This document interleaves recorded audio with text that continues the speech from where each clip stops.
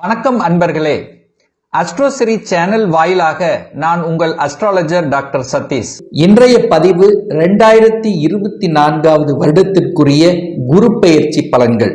பொதுவாக குரு என்பவர் தனக்காரகர், குழந்தை செல்வத்துக்கு அதிபதி, அனைத்து விதமான சுப காரியங்களை செய்யக்கூடிய காரிய கர்த்தா, கடவுளினுடைய அனுகிரகத்துக்கு சொந்தக்காரரான இந்த குரு பகவான் பெயர்ச்சியானது வருகின்ற மே மாதம் 1ஆம் தேதி நடைபெற இருக்கிறது. அதன்படி பார்க்கும் பொழுது குரு பகவான் மேச மனையிலிருந்து ரிஷப மனைக்கு பெயர்ச்சியாகிறார். அந்த ரிஷப மனை என்பது கால சக்கரத்தினுடைய 2வது வீடு, அதாவது தனஸ்தானம், குடும்பஸ்தானம், வாக்குஸ்தானத்தில் அமர்ந்து கொண்டு தனம் சார்ந்த விஷயத்தில் ஏற்றத்தையும் குடும்பத்தை அமைத்து கொடுக்கக்கூடிய நிகழ்விலும் தன்னுடைய பேச்சு வாக்கு பழிதம் கொடுக்கக்கூடிய வகையில இந்த குரு பெயர்ச்சியானது அமைய இருக்கிறது அப்படின்னு சொல்லலாம். அப்ப குரு பார்த்தால் கோடி நன்மை என்கின்ற விதத்தில் அந்த ரிஷப மனையில் இருக்கின்ற குரு பகவான் கன்னி மனையையும் விருச்சிக மனையும் மகர மனையையும் பார்த்து அந்த இடத்தை புனிதப்படுத்த போகிறார். அப்போ ரிஷப வீட்டில் இருக்கின்ற குரு பகவானால இந்த 12 ராசியினருக்கும் என்ன மாதிரியான பலன்கள் என்பதை டீட்டெயிலாக நம்ம இப்ப பார்க்க இருக்கிறோம். சிம்ம ராசி அன்பர்களே, இந்த 2024ஆம் வருடம் பெயர்ச்சியாக கூடிய இந்த குருவால என்ன மாதிரியான மாற்றங்கள், திருப்பு முனைகள் நமக்கு கிடைக்க போகிறது என்று பார்க்கும் பொழுது, இந்த சிம்ம ராசிக்கு குரு பகவான் 10ஆம் இடம் என்கின்ற தொழில் ஸ்தானத்தில் அமர இருக்கிறார்.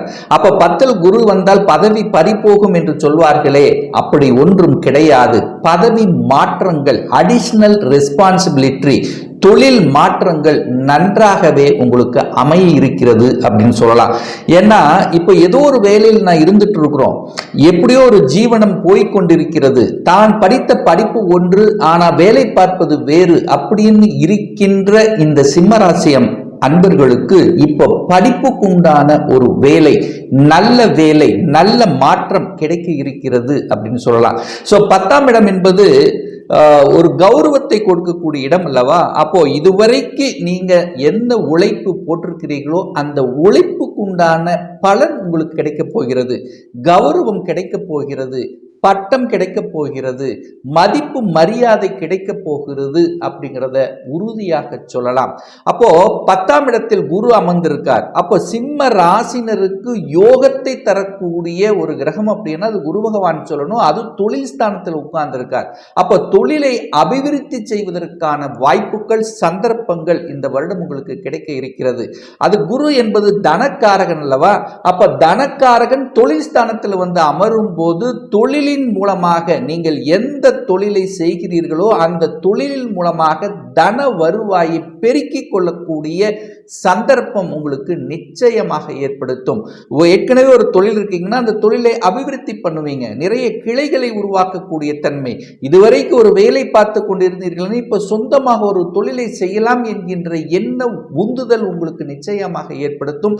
அதன் மூலமாக அபிவிருத்திகள் நடக்கக்கூடிய வாய்ப்புகள், சந்தர்ப்பங்கள், பெரிய மனிதர்களினுடைய தொடர்புகள், குருமார்களுடைய தன்மைகள், அவர்களுடைய ஆசீர்வாதங்கள் அத்தனையும் கிடைக்கக்கூடிய ஒரு நல்ல குரு பயிற்சியாக இந்த சிம்ம ராசினருக்கு அமைய இருக்கிறது அப்படின்னு சொல்லலாம். அந்த குரு பகவான் தனது 5ஆம் பார்வையாக அந்த 2ஆம் இடம் என்கின்ற தனஸ்தானத்தை பார்க்கிறார் அல்லவா?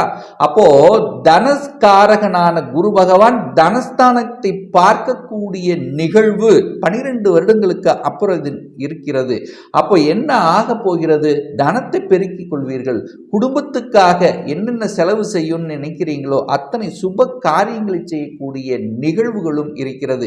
அப்போ குடும்பம் சார்ந்த விஷயத்தில் ஒரு பிரச்சனையோடு இருந்தவர்கள், அல்லது கணவன் மனைவிக்குள்ள ஒரு விரிசல் ஏற்பட்டு இருந்தவர்கள், கணவன் ஒரு சைடு மனைவி ஒரு சைடு, இந்த மாதிரியான ஒரு குழப்பத்தில் இருந்தவர்களுக்கெல்லாம் இப்போ கணவன் மனைவி ஒன்று கூடுவதற்கான வாய்ப்புகளையும் சந்தர்ப்பங்களையும் ஏற்படுத்தி கொடுக்கும்.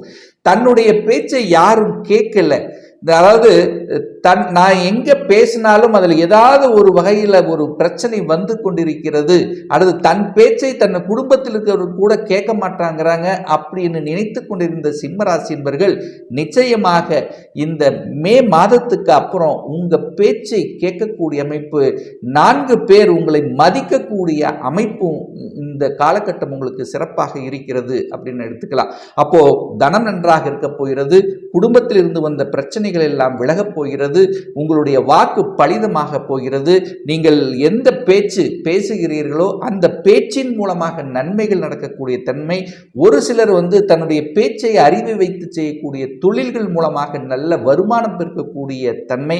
கன்சல்டன்சி, கமிஷன், மார்க்கெட்டிங், அதாவது டார்கெட் வச்சு செய்யக்கூடிய தொழில்கள். ஸோ இது எல்லாமே உங்களுக்கு சக்சஸாக அமையக்கூடிய தன்மையை ஏற்படுத்தும்.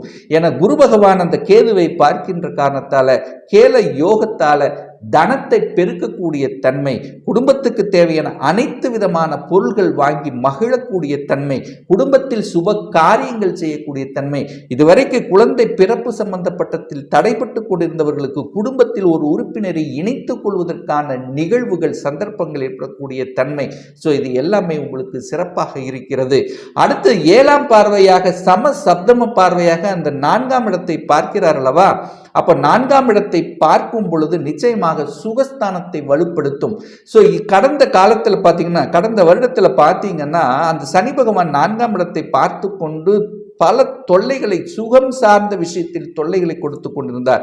உடம்பு சம்பந்தப்பட்ட இதில், அதாவது எல்லாமே நன்றாக இருந்தாலும் ஏதோ ஒரு வலி இருந்து கொண்டே இருக்கிறது என்று இருக்கின்றவர்களுக்கும், தாயின் சுகத்தை அறியாதவர்கள், அதாவது தாய் வர்க்கம் சார்ந்த விஷயத்தில் பிரச்சனைகளை சந்தித்துக் கொண்டிருந்தவர்கள், அல்லது தாயை விட்டு வெளியில் இருந்தவர்கள், இதெல்லாம் தாயுடன் ஒன்று கூறுவதற்கான வாய்ப்புகள், தாயினுடைய உடல்நலத்தில் இருந்து வந்த பிரச்சனைகள் அத்தனையும் விலகக்கூடிய ஒரு நல்ல காலம் வந்தாச்சு அப்படின்னு சொல்லணும் இந்த சிம்மராசி அன்பர்களுக்கு.